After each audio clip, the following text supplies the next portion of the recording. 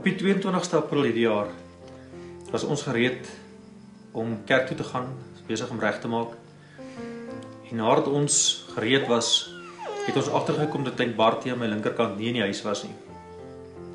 Na soeke van seker by die 10-15 minute in die huis, om die huis, en weer in die huis en weer om die huis, was die enigste ander opsie die swembad. Ek het hom uitgehaal na 'n baie lang gesoek, waar die swembad se bodem gevee het op soek na hom. En toe ek hom uitgehaal het ek besef dat ons kind nie meer by ons was nie. Van daar af is ons na die Wilgeer Hospitaal toe, waar hulle na 'n uur se noodbehandeling 'n pols gekry het aanvanklik.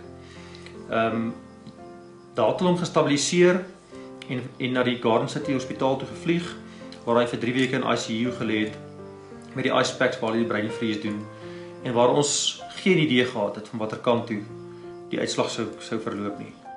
Ons het verskriklik baie ondersteuning gekry van die Christen gemeenskap, ons kerk, as ook die skool, en ons kan vandag 12 weke later sê dat ons deur baie genade en baie gebede en absolute hulp van bo kan sê dat ons kind 100% herstel het en geen nagevolge het van die insident wat plaasgevind het nie.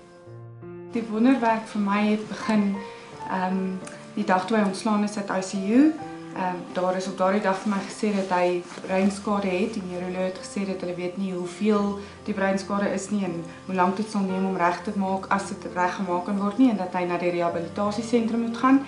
Ek het hom vir 4 dae huis toe gebring voordat ons met rehabilitasie sou begin en dit is net waar iets ongeloofliks voor my afgespeel het. Ek het 'n stokstywe babatjie huis toe gebring wat nie kon sit nie, wat nie eers behoorlik kon huil nie. Teen die Woensdag het hy huis toe gekom, teen Vrydag het hy gesit, Saterdag het hy gekruip en Maandag toe ons terugvat na die rehabilitasiesentrum, het hulle ons huis toe gestuur want hulle kon nie vat voet nie.